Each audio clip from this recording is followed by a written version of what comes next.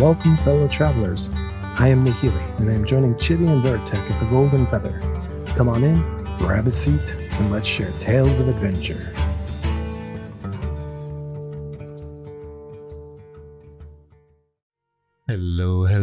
Hello, everybody. Welcome back to another episode of the Golden Feather. Today is 31st of March, 2023. We are on episode 162, The Lore of Carphin. And today, we have a guest with us, somebody new to the community as far as I know. I haven't seen this name before today. I lie, of course. But the name is Nahele. Oh, look, and we got a commercial first thing. Awesome. Ooh, trying to play that dev stream. Go for a swim. All right. Hey, but anywho, Nahele, for those who have not heard of your name, have not seen your stuff, could you tell everybody a little bit about yourself? Who are you? What do you do?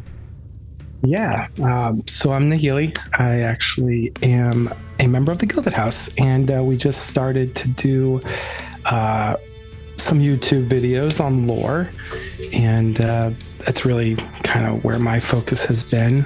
I'm creatively I love to do music and narrative stuff, so we decided, hey, let's just put that to good use and piece those two elements together and just create something that we love. Being RPers and all, kind of just fell into that mold, I guess. That's awesome. There you go. I like it. And for those of you that may not know the Gilded House, they do a lot of role play and lore based things. So if you like lore, please definitely go check them out. Yeah. And as always, the other half of this team here at the Golden Feather is the lovely and ever so talented Chibi. How are you today? I'm doing pretty well. Thank you. I'm really glad work is over. Oh my gosh. Oh, you and me both. You and me both. But my was today a doozy. Oh yeah. The live stream, man. I was having a hard time trying to focus on work, taking notes and stuff. Oh my gosh, yeah. But before we dive too much into that, so you had Gilded House RP. We already got the links out there. Now, Nahele, what brought you to Ashes? What's the big hook that got you into this thing? Tell us a little bit more about you. Yeah, so about 3 years ago, I was one of those Pantheon followers, and I happened to come across Ashes of Creation. I think it was Lazy Peon. Maybe he posted a video. Something grabbed my attention, so I went to the website and I was perusing, everything there on the official site, and I was like, you know what? I was going to follow Pantheon, but I think I'm going to jump on this bandwagon with Ashes. So I did the whole beta 2 backing, and then I think a year later I decided, you know what, I'm just going to fully invest, and I jumped onto the Alpha 2 bandwagon with a lot of other people. And what really grabbed my attention was the old school vibe that they were throwing out there. The reward and risk, hey, we want you to be able to live and travel through this world. There's not going to be a bunch of flying going on. There's not going to be quick travel. And the fact that it's an open world where you're going to be running into people through these dungeons and through the landscape, and there's going to be risk because those players can also attack you at the same time. All of that together really gravitated me towards there. It was it had its own gravitational field, and I was like a comet that was just being driven towards it. Absolutely. That's awesome. Yeah. So I learned something new today. This game's going to have risk. I might need to tap out. I am all about all reward, no risk. Whatsoever. All reward. I jest, of course. Of course. But So- yeah. Oh, go ahead. Sorry. Oh, no, you go ahead. I was going to say, what drew you to Gilded House, and how did you guys decide to do roleplay stuff? Yeah, so I was going again through the official website, the forums actually, just trying to find out everything I can about the game, and saw guild recruitment. So I jumped into the section with the guild recruitment. I saw Gilded House. They had this beautiful Word document set up that narrated their house's lore, their branches. We're talking about like a full PDF spread. It almost reminded me of like the old school pen and paper kind of layout. And one thing led to another. I joined them, and I've been with them since November. It's been a really good experience. Everyone's super friendly there. As I was telling you guys earlier, they were very supportive of this whole conversation. So it made it easier to just jump on board and, dive in with you guys today. Yeah, and we actually got a bonus. We got a bonus extra interview out of it. So later in, I believe, May, we will be doing part 2 with your guild leader and one of the officers, I believe. Shout out to Cersei. And I've not met the guild leader yet, or the officer yet, but I look forward to it, and we'll find out more about the guild then. Yes. Yeah. So, but yeah, I think I mainly found you through, you had posted on the Ashes of Creation Discord server your video, and that's how I found you actually. And I'm gonna share it with you guys too. But I thought it was really cool because I love role play stuff, right? I play D&D, I play Pathfinder, things like that, and so just having that air of just role play was just really, really nice, and I really enjoyed it.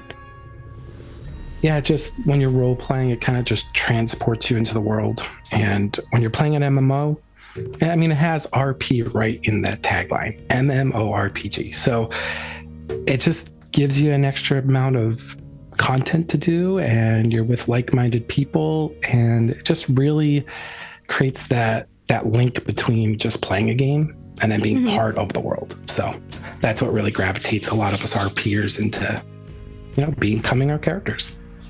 I love it.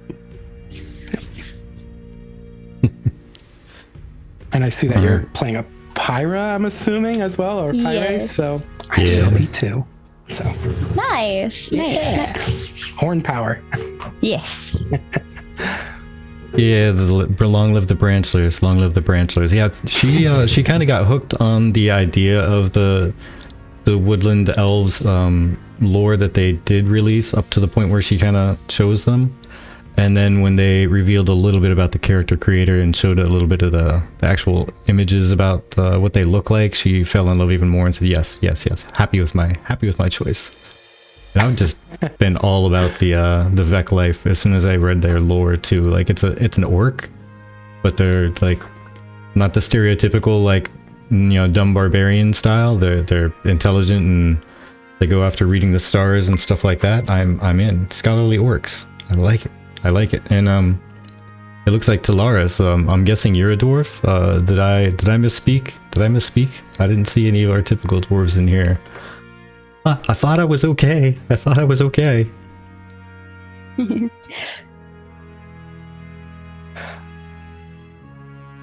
Alright, so before we dive in, was there anything else you wanted to share out with everybody about yourself or Gilded House, or just what you're looking to do in Ashes? Any kind of content you're looking to dive into? Yeah, so while I think a lot of us are role players, me specifically, I really just want to get into that whole PVX element. I actually like a little conflict.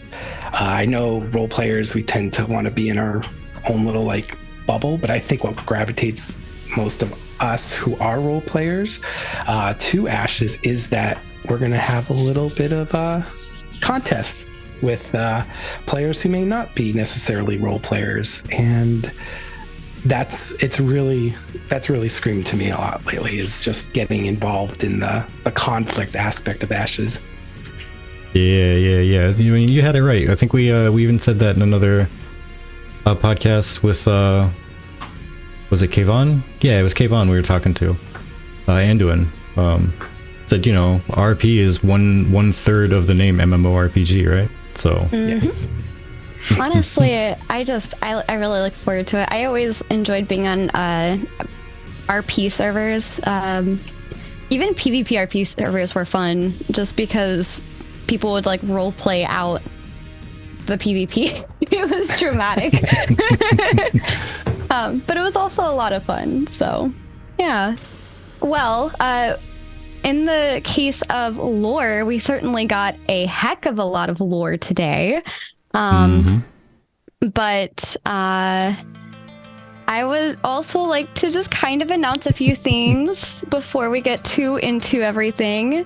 Welcome in. I'm going to follow you guys now. Do it. Boop. Do it. There we go. Followed. I love that Twitch does that much easier now. So first and foremost, tomorrow is going to be our second community day, thanks to Snuckers. We will be doing Chibi versus Vertec, and we need you guys to help us out because we're going to be playing Dead by Daylight, and we need at least 3 other people to join in, and we're going to have all of the survivors dress and look exactly the same. And whoever's the killer has to try to figure out which one of us is the other one of us. So if I'm the killer, I have to figure out which one of you guys is Vertec, and vice versa. So that'll be a lot of fun. Who knows what other shenanigans we get up to. It is April Fool's Day tomorrow, after all. And then, yes, as Alexia said, I will be on the 7th, as many of you probably heard on the live stream. I will be in the Q&A. Thank you guys so much. Congratulations. Thank you. And I'm really excited, but I'm also super nervous. So I think it'll be fun. I think it'll be a lot of fun.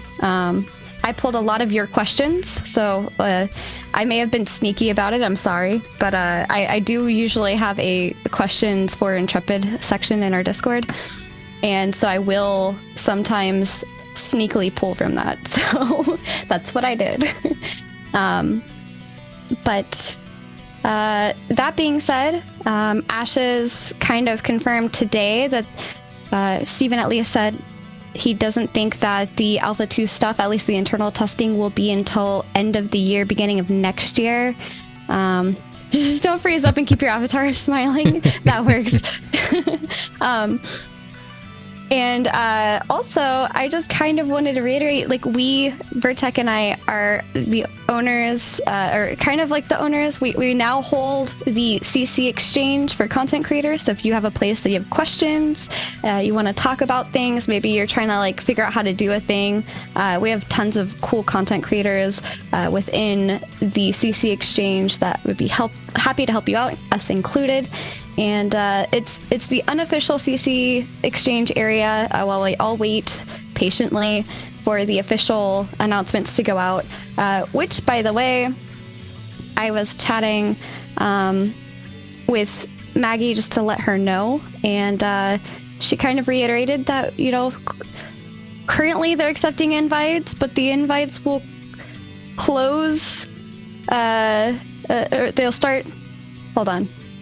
They'll start the invites closer to Alpha 2. Right now is just the application phase for the official Ashes of Creation content creator exchange. Or not exchange, but content creator program. Yeah, content creator program. But yeah, the CC exchange, so, if you've got questions, we've got answers, even if we're making them up on the spot. Yep. And I've actually, for those of you that are looking to get in on Twitch streaming, I've been following Twitch support, and I've been pulling in the stuff that they're tweeting and putting it in our forums for you guys to look at for like updates and stuff. So just putting that out there. And now that all of that annoying stuff is out of the way, yes, Alpha 2 testing, at least internally, is not going to be till the end of this year, beginning of next year, which I'm a little happy for because we're moving in about a little over a month at this point, and I was worried it was going to be like Alpha 1 all over again, where we're moving during Alpha 1, but this time it's Alpha 2. So there's that. But we got a lot of info on not only their milestone 4, but also Carphin. And I kind of wanted to get into it by the best way that I know how with Nahele here. And Nahele, you and I talked. You like Dungeons and Dragons. Absolutely. And Pathfinder and stuff. So I thought this was a really important part, and I added it into the notes. So during the video that they will be playing later, and I'm refreshing their YouTube to try to get their 4K video, so I have that ready. But the story arcs that their senior designer Scott, who's been working on the narrative for Carphin, was talking about the story arcs being considered like a tabletop campaign. So like Call of the Netherdeep or Descent into Avernus, like it's literally like a little mini campaign just plopped into the world dynamically. And it's kind of like a module that just gets triggered through like node progression or story progression, things like that. So I thought that was really, really cool. And in the video, he does manually push it, but usually the node needs to be leveled to a certain amount for the story to spawn. And I just thought that was really cool. Like, imagine playing just regular D&D, and then out of nowhere, your DM just throws you into a little bit of like the Strahd campaign. Or like the tower is like, happens. Let's throw you to the blood tower, and yeah. Thanks. I just thought that was really neat. What are your thoughts? Yeah, no, so I was super stoked. Like, I think everyone wanted to see like Carphin and get a whole thing, and then we were kind of like thrown back, a little disappointed. But then he threw in Twitter that he was going to mention like systems and stuff, and then the hype got like super up there. And when I realized it was story related hype, oh my god. Yeah. So when watching that, I was like, I love that they're doing this tiered thing. He mentioned there's like 4 chapters, and depending on how like, I guess they're taking like an average of how the players progress through that to determine how the chapters are going to play out for the whole server. I thought that was really awesome, especially since it's going to impact the entire server's world. It's definitely taking a different approach from like modern MMOs, where they're like, you're the hero, you're the warrior of light, you're the champion to beat all champions. And I like the fact that we as players are now going to be making the narrative together, and it's our characters that are going to be impacting that narrative as a collective rather than as individuals. Because who wants to be just the sole hero, right? I think everyone wants that, but I think it's overdone, and I just love the direction that they're taking with this. Yeah. Agreed. You don't know how ecstatic I was when I heard Steven talking about how and the other devs on there were talking about, and I just say the other devs because I forget everybody's name. I'm terrible with names, in case anybody out there is wondering. Horrible with them. It was Scott, Amy, and Jeremy. That's right, because there was he was saying Scott, the other Scott, not me. But yeah, when they were talking about how the storylines can diverge based on how people complete the quest and which quests they complete, and that to me was really cool. It's not just like it unlocks and something cool happens and then you just continue down whatever's supposed to happen. Like, they're building these events to be incredibly dynamic for an MMO. Yeah. Not only the story, but like the paths will be impacted by that story, right? So he was talking about like that the bridge, for example, might be accessible on one server, but if another server takes a completely different path, you might be going down and below, or all that mucky, like, what was that thing that he said, that construct in the middle of all that blood underneath the I couldn't quite pick out what he was saying about that. There was a few voices at the same time, so I was like, I'm not really quite sure what that was. Yeah, it was the something construct. Yeah. But I just love the fact that it's not just the story we're getting, but the landscape's going to change too with that narrative. It was wicked. I agree. It was super cool seeing just like the corruption spread immediately, almost after the explosion from the tower. Oh, it did not just spread. You were just like, oh my god, they're just being swarmed by this like gelatinous goo of red. It's crazy. Yeah, Sorensington says, oh my god, I was thinking start chopping every vine you can, like the price is going to skyrocket when it goes away. Well, actually I'm gonna jump around a little bit, but that's actually a really good point, because one of the Q&A things was asking, will there be special types of trees in Carphin for special crafted items? And the answer is yes. Corruption isn't all bad from a mechanics perspective. The Spirit Bloom, for example, when that gets corrupted, you can get a corrupted version of the Spirit Bloom, which is necessary for certain recipes. And so then, it's like, because one of the previous answers from that were talking about, the corruption is kind of considered like a season, if you will, then the harvestables are changing with the corruption / seasons. And absolutely, I think that would make it pretty rare at that point, because that's like a really rare quote unquote season. So it's just, I can't even fathom it. It's kind of interesting. Yeah, it's going to be bananas. One takeaway too from that is, and I don't think that was touched on much, but those rare resources are going to drive players there, right? They're going to be a point of contention. Absolutely. And it's despite the corruption, right? So there's corruption there, but despite that, you're like, but that's too good. That's too good for me to pass up the corruption. So welcome in. There was way too much red in that display of the tower, but as you said, they're working on lighting. Yeah, so like the lighting, and then at first I wasn't sure if it was me or if it was the mob, right? But like there was the wolves that spawned, and I was like, okay, either it's super bright or that wolf is like really hard to see. And then between the different attacks, the wolf was like transparent. It was super cool. Did you notice the name? I did not. No, I was too busy just trying to find the thing. Summoned Watchwolf. Ooh. So that could very well be a model that they might use for summons for summoners. Ooh. Just going by the name. Maybe with their blood magic. Yeah. Naughty, naughty. But I thought that was super cool. And cool. Then they started going into the blood magic lore. What were your thoughts on that? Oh, when they started touching on the lore, you should have saw my hands. I was typing up notes as quickly as I could, because I imagine it was something like probably as quickly as you were trying to write the notes. Because I was like, man, were you watching me? Oh, I was totally watching you. I love watching like cursors and stuff move on my screen. It's crazy.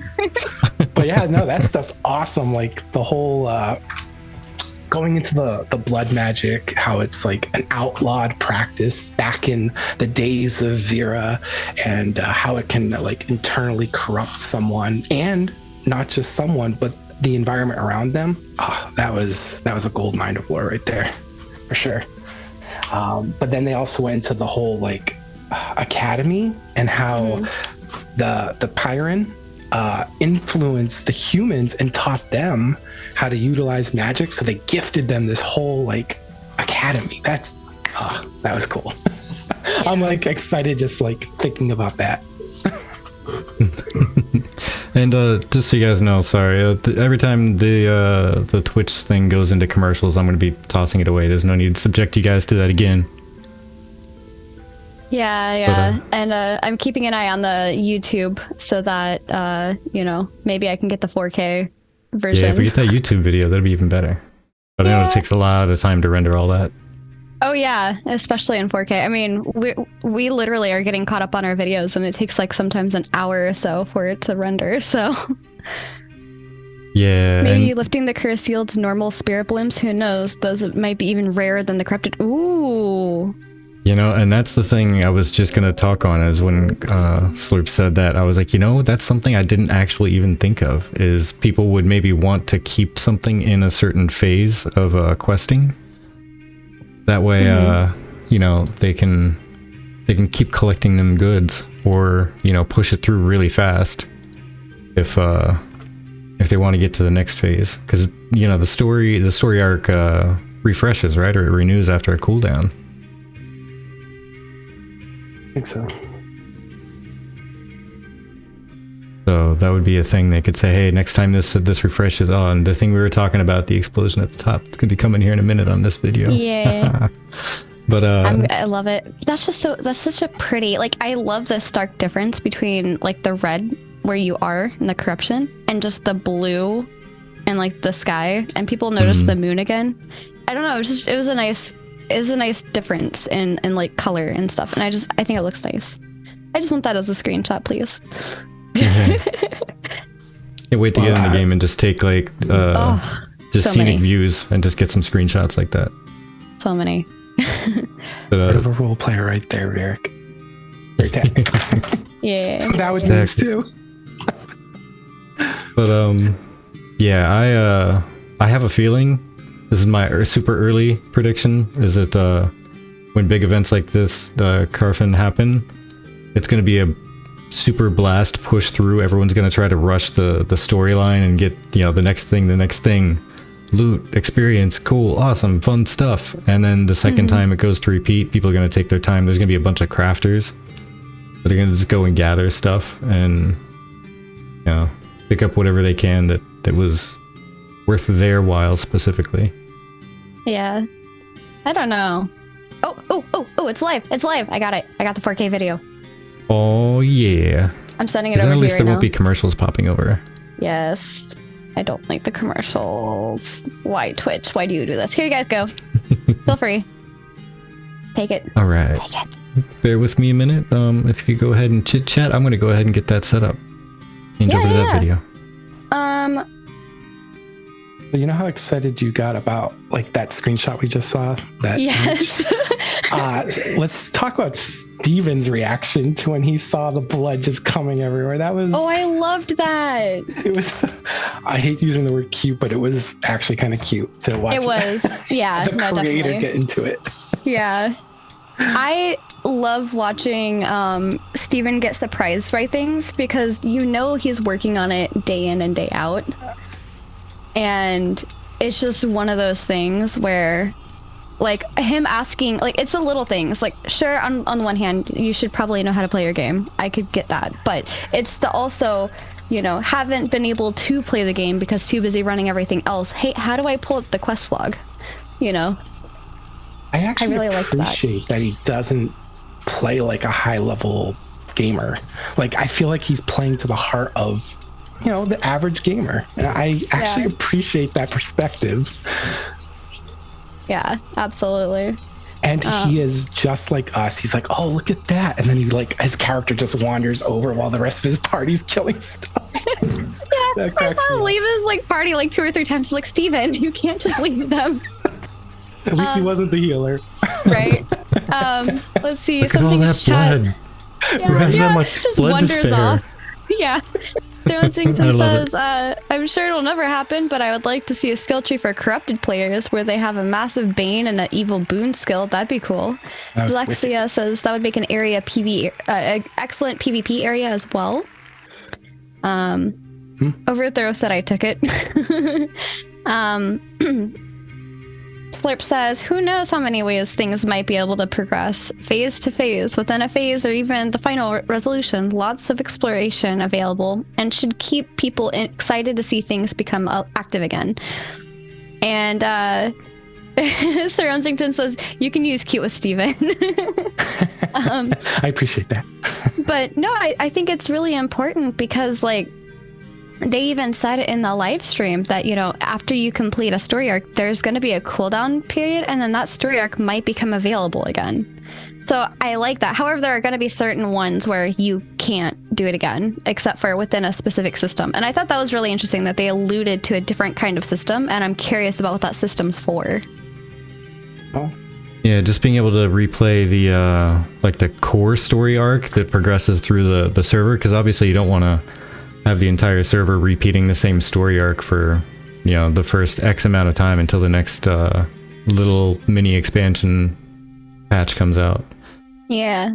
But sorry, Lizzie, it's already over. The regional stuff, however, that's the stuff that's going to keep repeating, and I like that. Yeah. Yeah, it's like a built-in new game plus. I like that. Yeah, absolutely. Especially if you're like your friends are gone for a couple days. I love the fact that you can go back to those previous chapters and go through that with them. Oh yeah, and I also like that. It's within the phase, right? Instead of like a specific time frame, like smaller time frame. Yeah. It's as long as that is active that you can keep progressing on it, and it's kind of nice. I cannot wait to see how many different ways different servers have the same exact event transpire. Yeah, absolutely. Now, the one thing I'm curious about, maybe one of you caught it, because again, I was distracted with work. Quotey fingers right now, really hard quotey fingers. I believe he said something about when the first time that event goes through, it locks it into place, but you can repeat it and do other outcomes. What did you remember hearing details on what he meant by that? Was it just like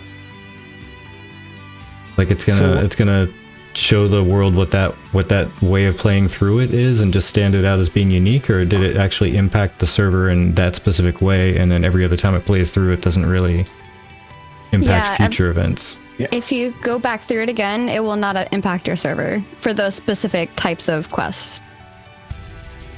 Yeah, which is important, I think. Yeah. The first playthrough should certainly be this is a defining moment. But because he was saying, like, your actions have consequences. So while you can go back and play it, it's not going to change what your server did. Okay, so I'm guessing that that's almost confirmation that Carphin is going to be a major story point in the actual game story, the main core story of the Return to Vera and whatnot, rather than just being a regional event that's just whatever, and you can keep doing different things and it'll change the outcome and all that. Possibly, yeah.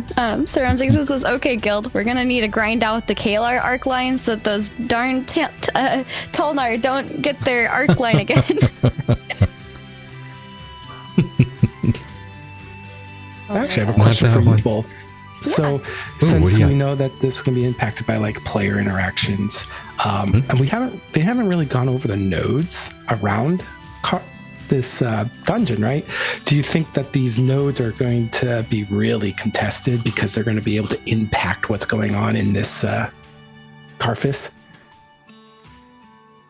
That's a really good question. I'm not sure if it would be really contested lands or maybe just average stuff, because then it's going to passively take some influence from what's happening around it instead of people like aggressively doing this and that. But I don't know, just because of the type of place it is, I would imagine it would be some contested lands nearby. Yeah.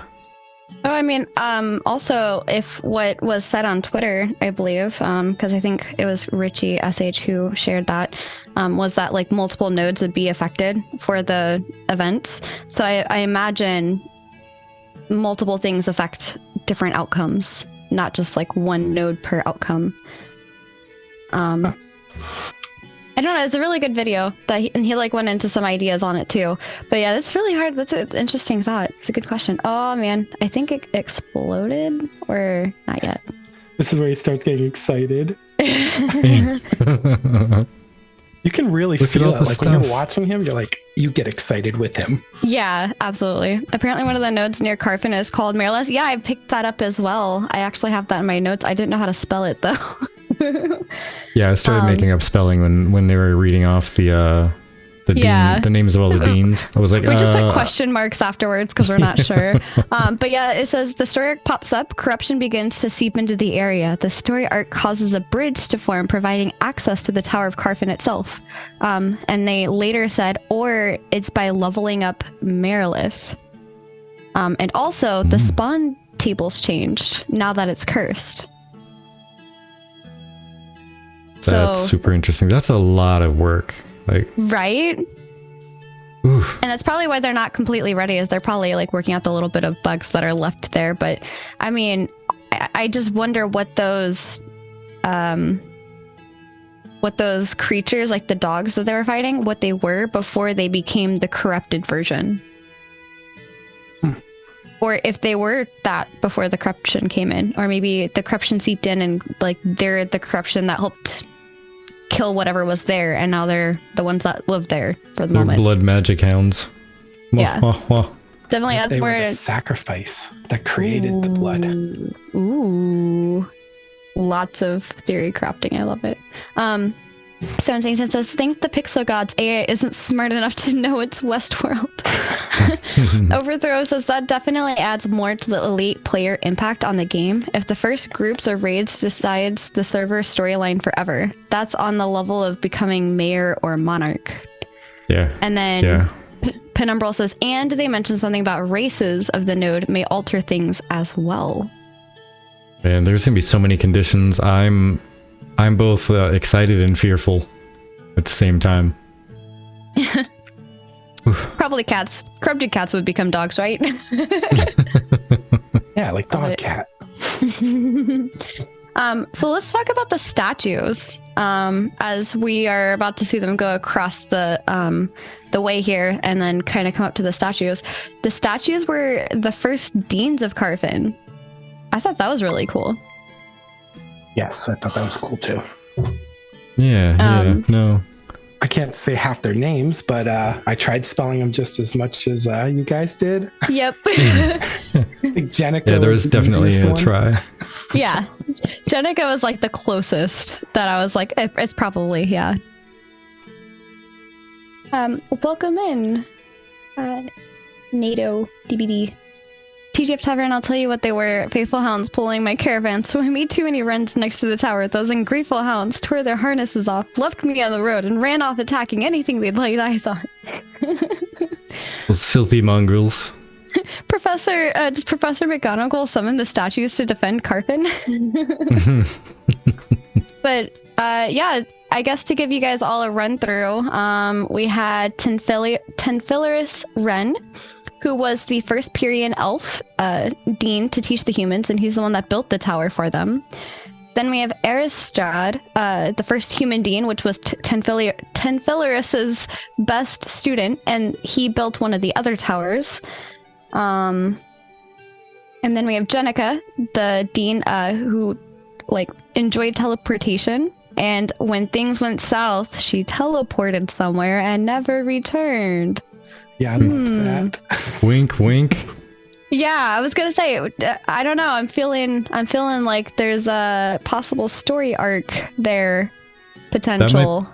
That might be the one I think that Zelexia was referring to, saying that one statue that is half gone but held together by corruption. Is that like foreshadowing? They said she's still alive.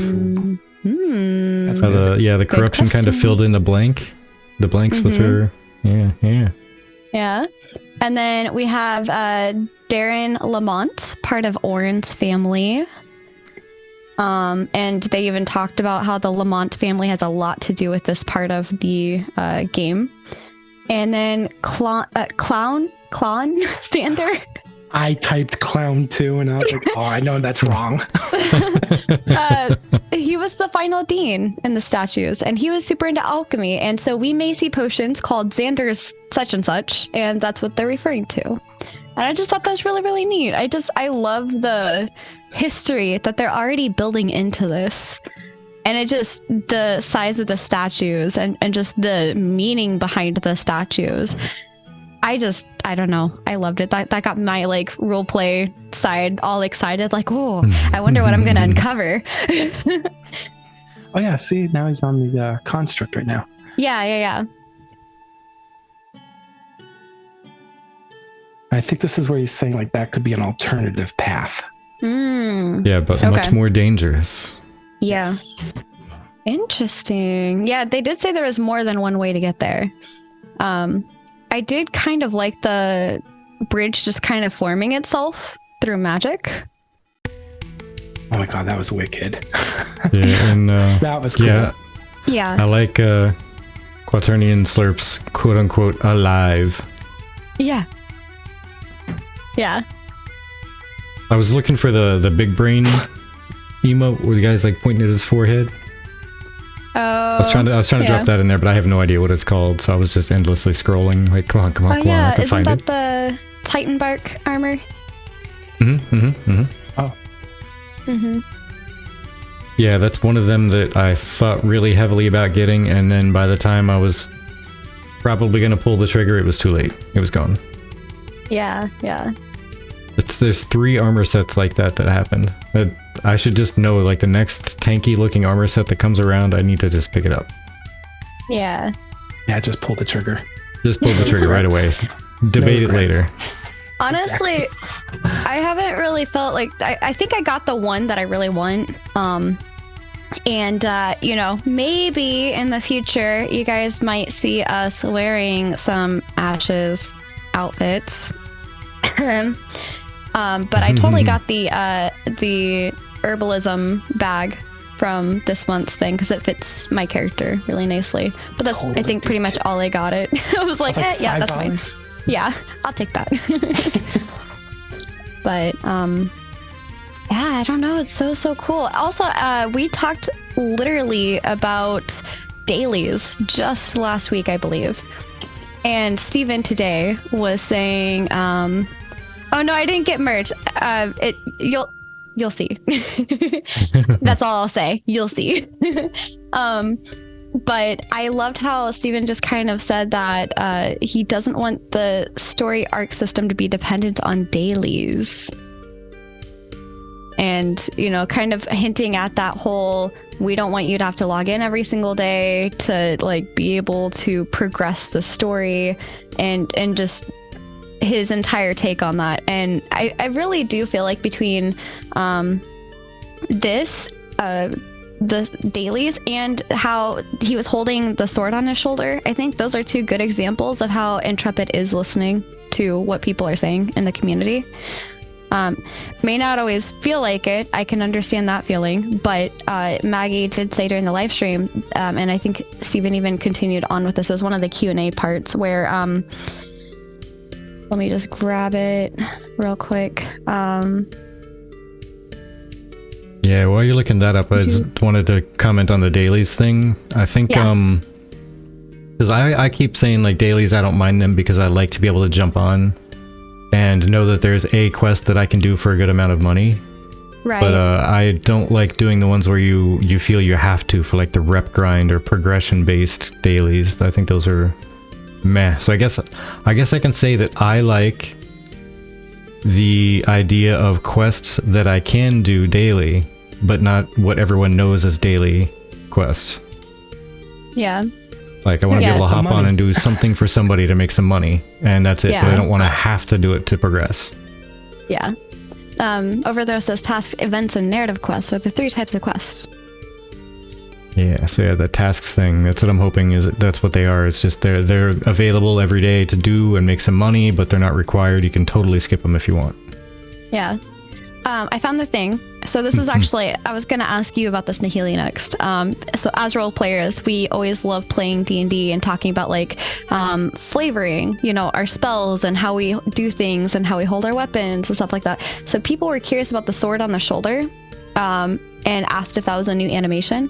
And I guess Chris Myers, one of their lead people, and a few others had heard people would like to see variants on how non-combat weapons were held. So they introduced the shoulder rest variant, and that's something that they're going to continue to explore. And they want to add flavor and personas to the characters that we play. So I'm just saying, like, how cool would that be to be, like, choosing the way that you hold your weapon when you're not in combat?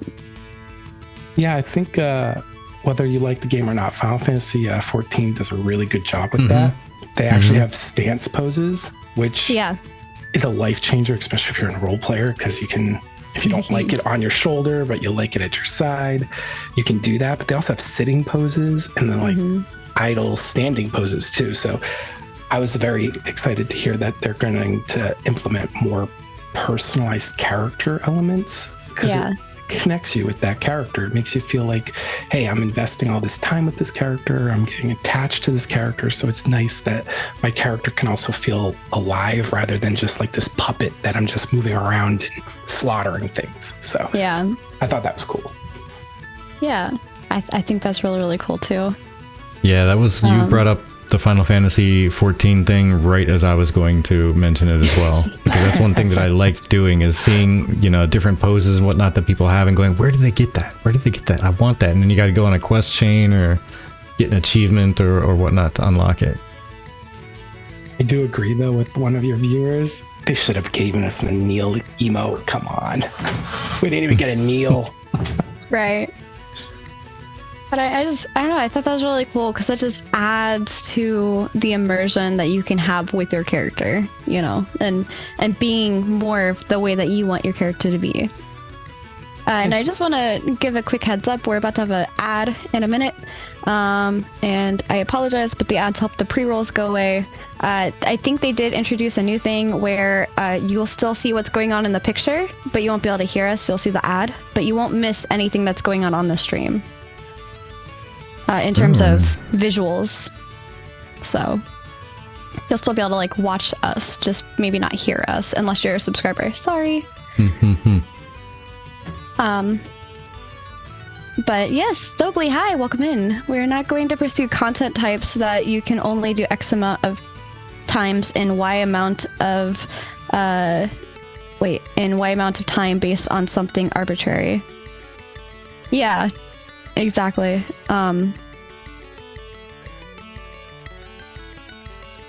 Okay. Ads. Yeah, ads. Alright, so then like no weekly or whatever types of things like that. Like even, I guess to a degree that even means things like dungeons and raids respawning. It wouldn't be like a set time of the week where that's gonna respawn, because I know there was the question today where somebody asked about world bosses and such. But if that applies to raids as well, that's actually pretty nifty. They mentioned something about 80% is going to be open world, 20% is going to be private. So I thought that was cool. I like the 80-20 split. There's going to be some sweaty people that are like, all right, we're doing this raid every day, guys. Every day. Let's go. Oof. Oof. Don't know if I could do that. I got to work 40 hours a week. Yeah, just a little bit. That's those world first peoples that are trying to get their names in the history books for deciding the fate of the server by completing quests and unlocking raids and defeating them. Yeah. More power to them. Right. I did like that was one of the questions though, is what was preventing someone from taking over your open world dungeon run, and what prevents mega guilds from attacking to prevent others from completing the content. And he said basically corruption. Some specific important raids will be instanced, but competition is healthy. Yeah, I tried to summarize that because he said a lot more words than that, but it basically came down to corruption. Yeah, that's it. That's the deterrent.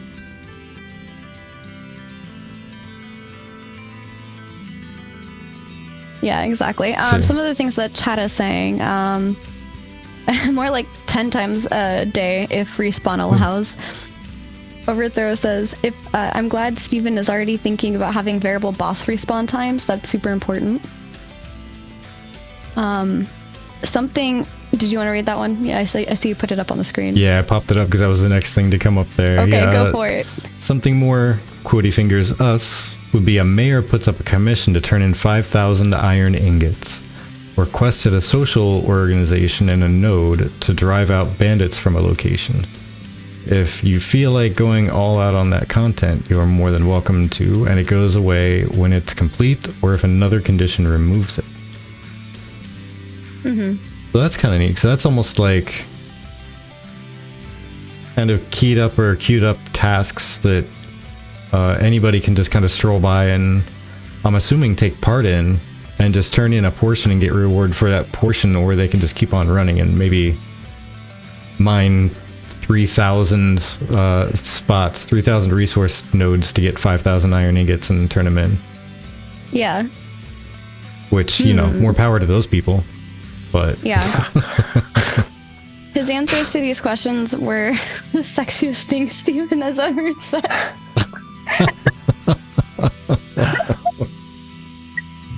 Open world boss fights is something I've been looking forward to the most. It was the best part of you.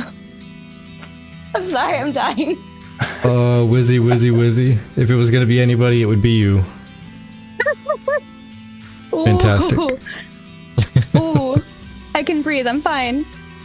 I'm not dead. You're dead. Not dead, you're dead. And that's the cool thing that kind of leads into is PvP the defining system for corruption. And no, your mortal coil or your soul can be influenced or changed into a shape that's more in tune with the corruption through PvP. And that's a way of accomplishing that. However, corruption is representation of the ancients' magic and their hatred, their desire to strike back at the gods who banished them. And corruption is this influence of the essence that permeates around the world and tries to corrupt whatever that creation is. And so I just kind of like that it's beyond just PvP. You know? And I kind of wonder how that would tie in with like lore and role playing even. They mentioned the symbol of the phoenix, right, is our like the embodiment of our incarnation. So when our characters die, that's the symbol of like how we're reborn. So I think that kind of plays in with the whole like idea that while we gain corruption and stuff like that, it's kind of like part of the lore itself is that we're doing evil in the world. So maybe that corruption is kind of like drawn to us. I have no idea yet, but it'll be interesting to see how they bring that to light for sure. Yeah, absolutely. I agree. There's so many nifty things that could be done with that kind of a concept. Yeah. Like it's just having that defined out like that, it kind of adds a little bit more. It's a fantasy world, right? But it makes the corruption system feel more real and tangible, I think, rather than just like, yeah, you get corruption. What's corruption? It's bad stuff. Bad stuff. But having it built in so deep to the origins of why you even left Vera in the first place is really cool. Yeah. And Penumbral kind of hits the nail on the head with what I was going to say next. Self-induced corruption through spell use, or perhaps even relics or items that give corruption when used, but are powerful to use. And that kind of insinuates the whole idea with PvP, D&D, and Pathfinder, of that like cursed item, where like over time, like at first it's amazing, but then over time it starts like taking over, you know? And I kind of like that there's something like that in the world where it's powerful, but like there's this huge drawback to it. Yeah, and it really makes you think if it's worth using, you know? Almost like some cursed items in D&D. Yeah, like, yeah. That's a terrible effect on that curse, but man, I need that yeah, still. Exactly. I don't care. Slope says if you think about it, it isn't inherently bad or evil to fight. Corruption is an actual manifestation of evil, which can, of course, happen in combat the same way it can through other means. Perhaps a ring that makes you invisible? But yeah, so corruption is an actual manifestation of evil, which can, of course, happen in combat. Precious. So this could be the first instance where maybe a mayor could literally be corrupt. That would be cool. What if? Yeah, I like that. If they make a decision and they get corruption out of it, that would be amazing. Like they just try to. I don't know how you'd build it into the game to make it so it's not punishing to players when a mayor makes a bad decision. Like it doesn't punish the entire town or make them richer, but still, that would be kind of neat. Literally have a corrupt mayor running around. Yeah. Oh, thank you for the stretch. Ooh, definitely. Big stretch, even you, Nahele.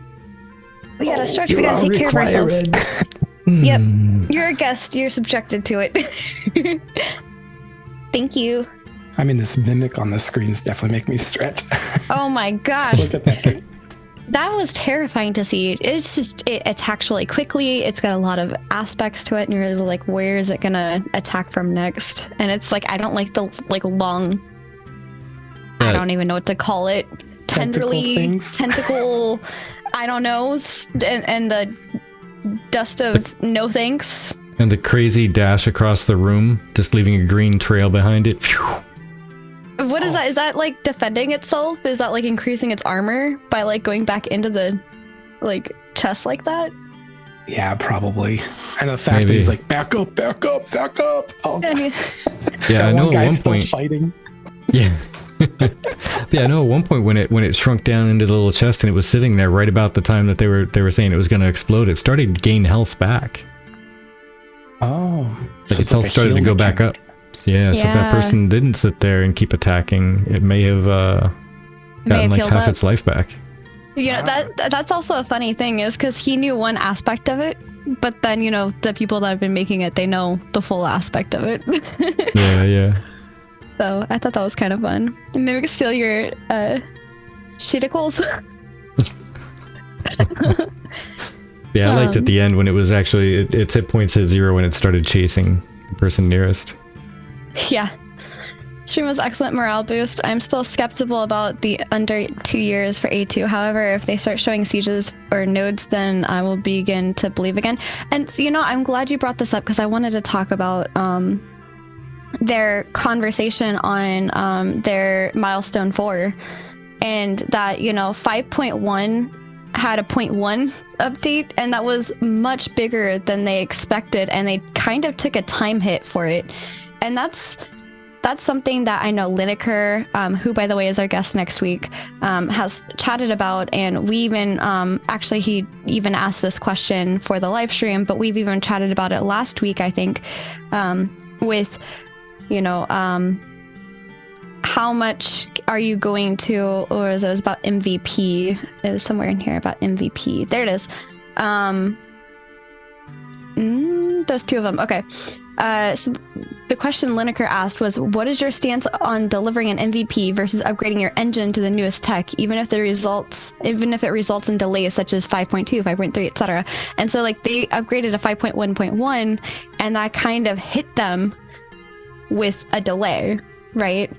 And so then they're talking about how you know they're gonna kind of weigh in and talk about like the next engine update and things like that. And I think it's one of those where, yes, it may have been a hit, but the upgrade that happened from 4 to 5 that allowed Intrepid to be able to progress as quickly as they did was really important, I think. Yeah, and I think it's definitely an important thing for them to discuss and really come down to a comfortable decision for them on the tech and which things are important to install and which ones are just okay to wait. Like, let's get this stuff done, because each time they push it off and they wait, that's one more update they'll have to do down the line. I want the Mimic to have a grapple and swallow attack. Oh no. And you gotta burst it down or the swallowed person gets digested to death. Oh no. Yeah, I like that one too. I was hoping to see actually I was hoping to see exactly that. Like someone get like half nommed in there, like just exactly that, like a grapple. Yeah, exactly. A little like from the waist down sticking out. And those 2 weird long arms that were on the back of the Mimic, like trying to stuff the person inside. Nom, nom, nom, nom, nom, nom, nom. Yeah, nom. But what are your thoughts, Nahele, on that? Because I'm sure it'll help with like the world becoming more interesting, and not only visibly, but also just like easier on like PCs and stuff. But then also the amount of auto kind of world generation that can happen with 5.2 that I think has a lot of potential when it comes to watching a node develop up, and the story and like like how the world reacts to that, and the stories that can come from that from an RP perspective. About the engine upgrades? Yeah. I actually was watching a video on 5.2 and I thought to myself, like, that would actually be a nice upgrade. Because I saw the auto generation where they had like portions of it pre-created, right? And then suddenly the landscape just blew out of that and utilized that as the concept. I feel like it's okay to do that because then the artists can go in there and make it personal. They can cut pathways. They can add their own like textures and things like that. It actually might cut down the workload for them overall for creating some of these like bigger areas that they may not have touched yet. It might cut down their work quite a bit because then they don't have to pre-generate all this other stuff manually. Now this engine's going to do it, and now they can go in and just paint it up, which I think is amazing. Yeah, that was my exact thoughts on it. Is they could pre-generate a giant area and then go in and just kind of fix it up. Yeah. And it doesn't take away from the artist's vision, right? I think it's a tool to help the artist get to where they need to, kind of like a canvas. That's how I viewed that. It's like they have a canvas now that they can work from, and now they're going to go in there and they're going to carve it up and make it unique to the Ashes of Creation world. Mm-hmm. And I like what Sir Onsington said. You're building a car and you've already installed the fuel injector, and the manufacturer comes to you and says that they've developed a new injector that uses 50% less fuel. It's a no-brainer, right? You would obviously take the lesser intensive or resource intensive injector and make your stuff a lot more like in terms of Intrepid, a lot easier to develop in like half the time, you know? And Slurp says we got to keep up with the upgrades no matter what. Epic employs thousands of engineers, and it would be foolish of us to not put it to work to have access to the improvements they were working on. And it's just one of those things where, like, I don't know, it kind of depends. Just because somebody doesn't update doesn't mean that it's for everybody. However, in this particular case, yes, I do really think that that it is very much so helpful for Intrepid. However, if they like did an upgrade to like pre-generated characters, I don't know, I think Intrepid already has a look for their characters that they're going with, and I like it. So I don't think it would really help them there, but I don't know, just trying to think of a random example of what wouldn't be helpful for Intrepid but would be helpful for somebody else who's maybe just using whatever stock stuff the engine comes with, you know? Yeah, see, that's the other really curious thing, is we have no idea how much they have already customized that engine. We just know it's a lot just by the tools that they've shown us, right? Right. So, no idea how much Epic might put out a tool and they might have already customized something very similar to it. Yeah. Ooh, that actually brings me to my next question. Nahele, what race are you playing? Because today they showed us the female dwarf with the mutton chops, and Brilliant. and the male and female Valoon. So, well, as you could tell with my picture, I'd be playing a Pyre, of course. Gotta go all antlers, so. Yes. But they actually have a really interesting lore from what we can glean upon, and this live, oh my god, I can't even think. The video that we just watched, that really brought more lore to those who are playing elves, right? We're playing the Pyre, and I thought it was really cool that they tied it in with the Valoon. So it's kind of already building up like, okay, this is the past between these two. We know from the lore that there's going to be this huge war that happens between the Pyrene and the humans, and what I want to know is whether this tower was constructed. It had to have been constructed prior to the war, right? So I just love that the Pyrene have such a deep history already, which flips it around where I'm hoping that the other races start getting more lore. Because I feel like the elves actually have quite a bit of lore now. Whereas I feel like the humans actually need a little more love, which is weird to say in an MMO because humans usually have all the love, but Ashes doesn't seem to have that much love right now for the humans as far as lore goes. So it'd be nice to see a little more of that. Do you think with the Valoon being shown, we might begin seeing more of that human/Valoon lore? Yes, I hope that's the case. I hope with touching on the history between the elves and the humans with just this live feed. I'm hoping we're getting a little bit more of that, especially with the oh my god, what are they called? The Jinn. I thought the Jinn model. Yeah. I was actually going to ask you, like, how about that Jinn though? Oh my god, beautiful. That was beautiful. Yes. That was like the eyes glowing and everything. Like, that was great. Yeah. So first off, Thugly is all about the female dwarf images, but of course we knew that. So hopefully we'll get more of that. I love that too. But the Veyloon, that was cool. how they were talking before about there's going to be racial influences on your skills and whatnot. What if the Veyloon is legitimately just having like the Veyloon skin and having Jinn magic type effects around all of your skills? Oh, Like, that'd be a neat racial effect, I think. yeah, that would be very cool. Because I think in one of the lore bits on that Ashes of Creation wiki site, they do a phenomenal job keeping that updated. Yeah. They mention like when the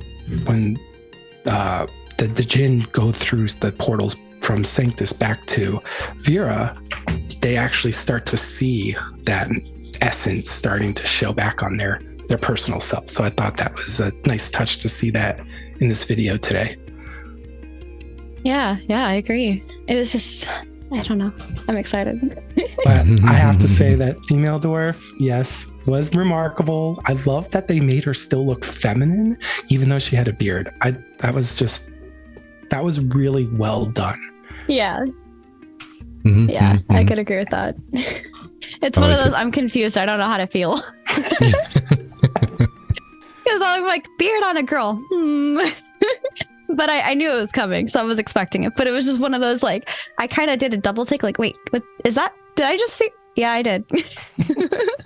As long as she gets a comb, she'll be good. There you Wash go. that out. I'm sure she lovingly brushes her beard every single day. Absolutely, got to condition it, right? Only the finest oils. That's hilarious. Now we're gonna get a commercial about beard oils. Oh no.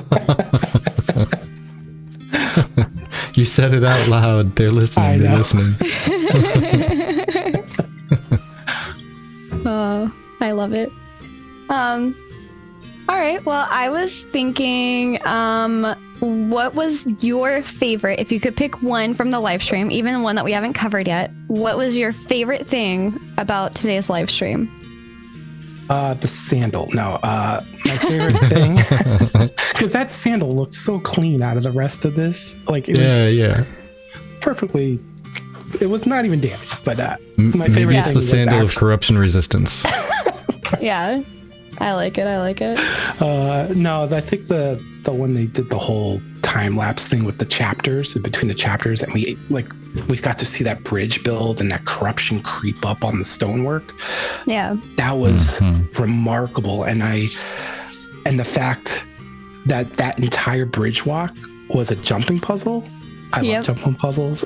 That was cool too. So just non-lore stuff. That was a really fun part for me. Absolutely. By the way, just expect if you're watching me and we end up coming across this gameplay, expect me to miss those like 100% of the time, and just fall to my death probably. Yeah, you're gonna see probably 10 chibi ash piles at the bottom of those pillars on the way across the bridge there. So it sounds before like she finally makes it across. Vertec literally holding Chibi on the bridge, trying to pull her back up. Okay. yes. That sounds about right. You know how how a cat looks and behaves when you're about to dunk him in like a bathtub to give him a bath? It's gonna be a Vertec carrying a Chibi doing that.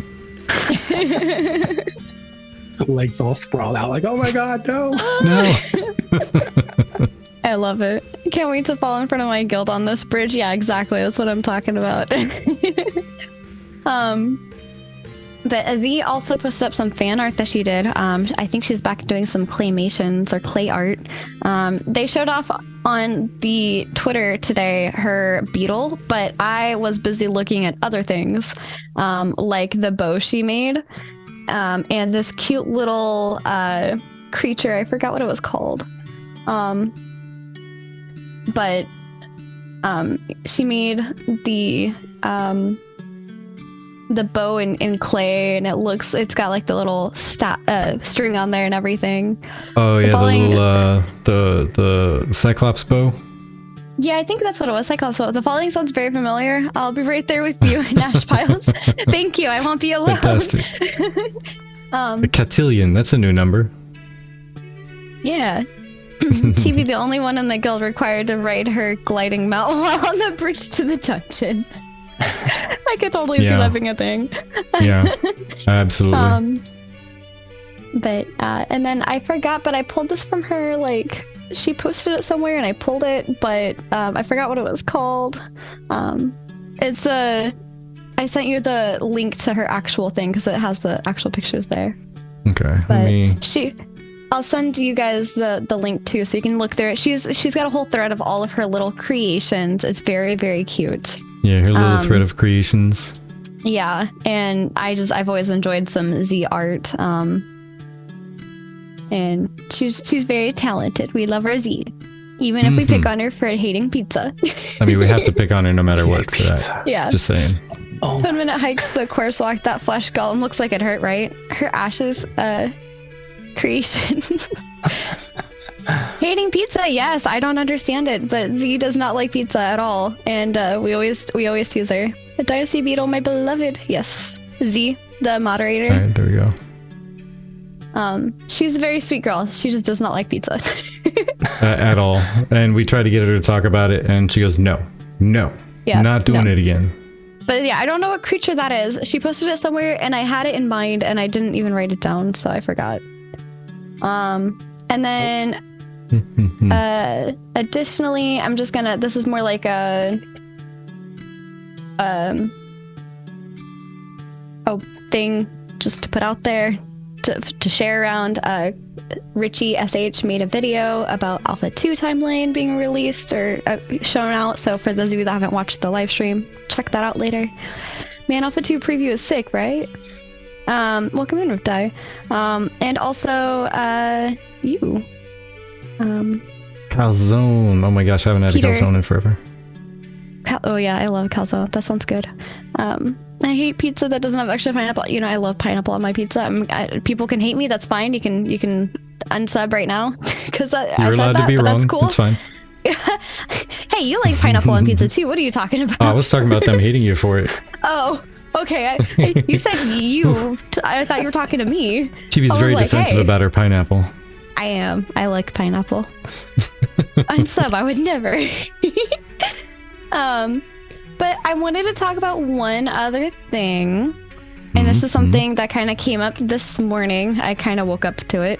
But you guys have heard of Jolan's Ashes 101. I'm sure you've heard of the Ashes of Creation wiki. Well, there's another Ashes of Creation website called aocfan.info. And they have been very kind and put us on their website. And if you would like to sign up with their website, it is free, and you can use code the Golden Feather, and kind of let them know that we are where you heard about them from. And I guess there's like, you get like a thing unlocked for it, but they're gonna start hosting our videos and everything there, it sounds like. And I thought that was really sweet, and we wanted to highlight something that the community is doing. So I thought, hey, there you go. Hey, I signed up with them a little bit ago. Yeah. So I thought that was really sweet that they offered to put us on their website. And I have some things that I'm working on with our own website that I need to get on and cracking with. But, you know, I guess the final thing I wanted to point out with what we're getting caught up with is our videos. And by Monday/Tuesday, just in time for the 7th, we will be caught up. And this live stream will be live next Thursday on YouTube. And that's going to be the schedule going forward. Yep. So got to catch us live or watch the episode posted here on Twitch for the first week, and then next Thursday, if you want to catch up before the next stream, it'll be there for you. Yep. Except for our subscribers, you guys will get an unlisted link as soon as it goes up on YouTube. And of course, Nahele, you'll get that too. And now that we've removed like 100 episodes that were sitting there collecting dust, maybe not that many, but close enough. I'll have a little bit more hard drive space to maybe start recording these in a little bit better quality too.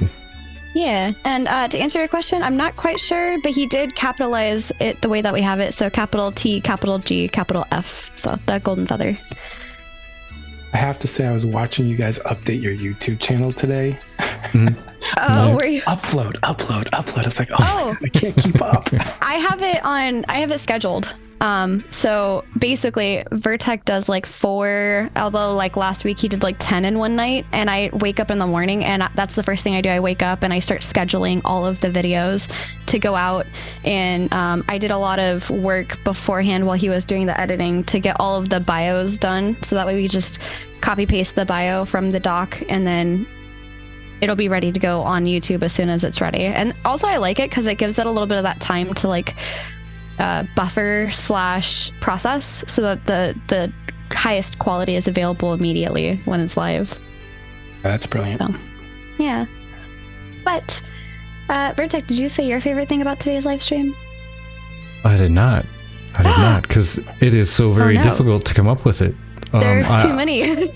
Yes, there was a lot of stuff. I mean, I think it was literally just looking around and trying to find all the things that we haven't seen before, we haven't gotten a good look at, really. Like, yeah, just seeing how the sky is set up with the moons. I know we had that one Thank you, episode. Steven. Sorry, in the video he took off the UI. Oh. Sorry. Go ahead. But I know we had the one episode of their live stream where they titled it, you know, the heavens, but there really wasn't much focus on the sky, so it was fun to see it from a distance with stuff in the background and everything, and see it all crystal clear, and looking at all the things that were actually corrupted. And in the one scene when he just walks up to the bridge, you can see that the stuff looks like it's growing outwards because of the glow, and it might even still be growing, but I couldn't tell if it was an optical illusion or not, and I really enjoyed that. Trying to figure out, like, look at that stuff in the background. It looks like it's growing, but it could just be like the pulsing red. I don't know. It looks creepy crawly. I'm sorry, I'm laughing at Steven just ignoring the mobs attacking him because he's too busy looking at the environment. It's pretty. Oh, yeah. I have to say, from a Dungeon Master / D&D player's perspective, my favorite part was listening to how the story arcs kind of come about and are meant to be like a little mini campaign. And I just thought that was really cool. And that just made, like, that alone made me really excited to play Ashes even more so. So, yes. Indeed. I just want to say a quick thank you to Paradox Gaming Network for rating us, and Nahele and your wonderful guild. Let me go ahead and do the socials again so people can follow your awesome guild, because you guys are pumping out some stuff. I saw the Gilded House RP. You guys, they have lots of roleplay lore things on their YouTube, so definitely check it out. That's how I found Nahele. And honestly, like, everybody who's followed us today, thank you so much. We really appreciate it. We appreciate the support. And we hope you enjoyed this, for one, our guest. Because, you know, we got a new guest and we got a guest who likes lore. So if you like lore, once again, please check out Gilded House RP and Nahele. And next week we will have another community member with us, and he will be it's Lineker, and he is a guild master for a predominantly, I believe, Brazilian stuff. So yeah, those are two things to look forward to. So more videos from Gilded RP and Lineker next week. So. All right, I like it. I'm excited. Yes. Do you want me to do the closing? Yeah, go for it. Okay. Thank you all, as always, for joining us on our wonderful live stream within our tavern here, along with our traveling bard, Nahele. Please, go ahead. What were you going to say? Oh, one day. One day. Yeah. Once Ashes is right? Yeah, absolutely. We super appreciate. Oh, thank you, Alexia. Thank you so much. We really appreciate you giving us your time and hanging out here with us and chatting with us. Unfortunately, that is not something that we can give you a refund on. So if you did not enjoy it, I apologize. You'll have to take that up with Father Time, although I don't think he exists within Ashes. But we hope you will join us next week for another opening of the Golden Feather. Thank you so much for the stretch, and join us as we raid Wickasloth, who is still talking about Ashes of Creation, because there is just so much to cover. And now I gotta see if we can get the rest of this Champion of the Hill in before the raid ends. It's gonna be, this is gonna be a test. Oh man, it's a close call. Yeah, I guess while we let that go ahead and tick down, I'll go ahead and say the goodbyes. Thank you so much for hanging out with us. We love you all. You provide so much extra conversation and viewpoints. We truly enjoy it, and we're very, very thankful of you. Absolutely. And thank you, Nahele, for giving us your last-minute agreement to join us. Oh, I appreciate you guys, and you do a lot for the community by showcasing creators and guilds, so thanks for having me on board. Of course. No problem. I'm so glad that I found you guys. Yeah. Well, before the raid takes us away, we'll see you next time. See you let's next let this tick down. Bye. Do we get a winner before it kicks us over? Do we get one? Oh, the anticipation. 3, 2, 1. Yes. Oh. Ashes of Never.